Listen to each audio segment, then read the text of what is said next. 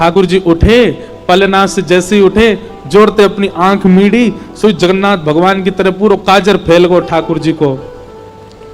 घुंघराले केश नेक बिखर रहे हैं, मोर पिछ अपने शीश पर धारण कर रखा है। सुबह उठते ही बालक को कोई नहीं चाहिए, अपनी मैया चाहिए। मैया कहां है, मैया पास जाऊंगो, मैया पास जाऊंगो। यशोदा मैया दही बिलो रही है।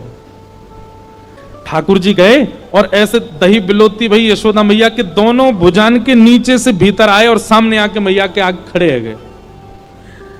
आंखन को काजर फैल गयो है, सो के उठे, आंख भी खुले ही नहीं रही हैं, केश पूरे घुंघराले मुख पर आ रहे हैं ठाकुर जी के। और मैया से कह रहे, मैया जे बता, तो को दूध ज्यादा प्यारो है कि तेरो पूत प्यारो है, बता।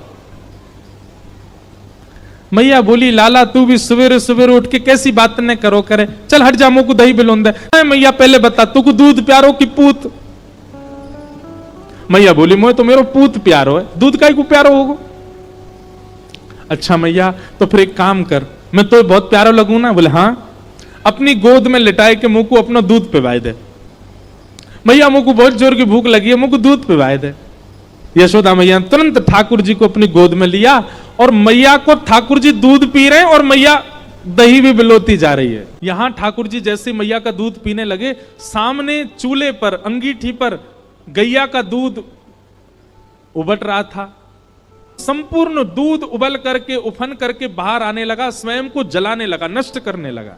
यशोदा मैया यहां दही बिलो रही और मैया ने जैसे ही देखी कि दूर दूध उफन करके बाहर आ रहे हो, सो मैया ने विचार किया, अरे ये तो सबरो दूध जर जाएगा।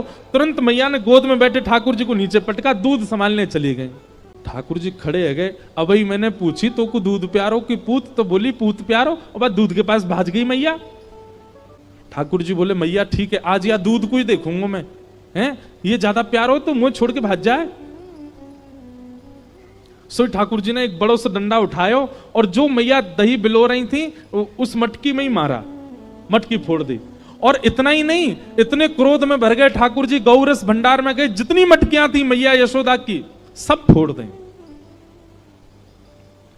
यशोदा मैया ने दूध संभाला और संभाल करके पीछे मुड़ करके देखा तो मां दही की हंडी फूटी पड़ी है और सबरे मटका फूट रहे हैं और लाला उछल उछल करके सबरे मटकान को फूटतो जा रहा है। यशोदा मैया बोली, लाला बिगड़ गयो, आज मैंने लाला को यदि दंड नहीं दियो तो बहुत बिगड़ जाएगा। यशोदा मैया ने तुरंत अपना पल्लू खोस करके और एक छड़ी उठाई, बोले रुक जा दारी के तो बताऊं मैं। और मैया जैसी छड़ी लेकर के भागी हैं पीछे, आगे आगे ठाकुर जी भाग रहे हैं चौकड़ी मार करके, और मतलब ऐसे भाग रहे हैं मानो जैसे पीछे कोई शेर पड़ गया हो। अब यशोदा मैया तो बेचारी 80 बरस की, फिर भी पीछे दौड़ रही हैं और ठाकुर जी चौकड़ी मार के यहां थे वहां कूदते कादते भय दौड़ रहे हैं। थोड़ी दूर पहुंचे होंगे कि यशोदा मैया तो थक गई और बीच रास्ता में बैठ गई, जोर जोर से सांस लेने लगी, अपने पसीना पहुंचने लगी। इतने में ठाकुर जी ने पीछे मुड़ के देखी और पीछे मुड़ करके देखी यशोदा मैया बैठ गई, एक वृक्ष की आड़ में चले गए और वहीं से कह रहे, मैया का भयो, तू भाग क्यों ना रही मेरे पीछे? यशोदा मैया बोली, लाला मैं थक गई हूं ना, अब बूढ़ा बूढ़ा शरीर है, तू इतना दौड़ावे मुंह को, अब मैं हार गई हूं। ठाकुर जी बोले, मैया, ठाकुर जी को चिंता हो रही है मैया की, मैया तेरी हार कैसे दूर होएगी? यशोदा मैया बोली, अच्छा सीधे कितने ठाकुर जी? यशोदा मैया बोली, मेरो लाला दौड़ के आवेगो और आके मुंह को अपने अंक में भर लेगो, सोई मेरी हार दूर रह जाएगी। सो ठाकुर जी एक बार तो दौड़े मैया की ओर और दौड़ के फिर रुक गए। मैया बोली, कहां भयो लाला, आजा। बोले, ना है मैया मैं ना आऊंगा।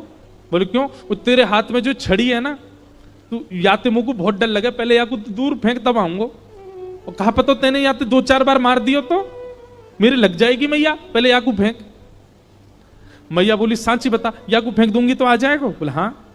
मैया ने जैसी छड़ी फेंकी, ठाकुर जी दौड़ करके गए, बिल्कुल विचार नहीं किया कि मैया मुझे पकड़ लेगी, दौड़ करके गए और मैया के अंग से लग गए और जाके मैया के प्रश्वेत संभालने लगे। मैया तू ठीक है, जा, तू हारे मत। यशोदा मैया को पहले तो बहुत सुख मिला, ठाकुर जी अंक में आ गए, पर थोड़ी देर बाद यशोदा मैया ने चेहरे का रंग बदला, कहने का ढंग बदला, तुरंत लाला पकड़ लिए जोर से। अब आयो हाथ में, चल तो बताऊं मैं अभी। ठाकुर जी बोले मैया तू तो यूं कह रही कि मैं तो ना पकड़ूंगी। बोले मैं तो झूठ बोल रही तो। अच्छा मैया तू झूठ बोल रहे, मैं तेरा लाला ना हूं आज के बाद।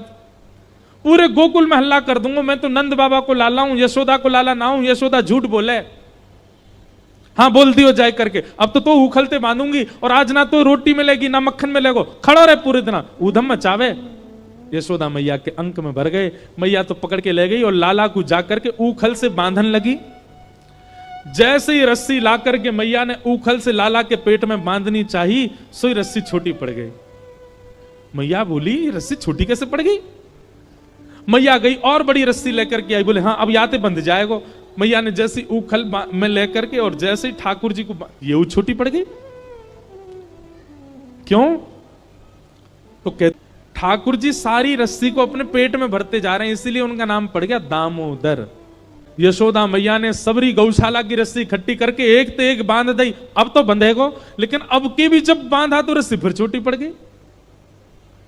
यशोदा मैया एक क्षण आश्चर्यचकित होकर के ठाकुर जी की ओर देखने लगी। इतनी बड़ी रस्सी लेके आई, ये छोटी कैसे पड़ गई? और यशोदा मैया के चित्त में अचानक भाव उत्पन्न होने लगा। गर्गाचार्य जी कह के गए थे नारायण समो गुणई, पर कहीं ये नारायण ही तो नहीं है, क्योंकि परमात्मा ही किसी बंधन में नहीं आ सकता।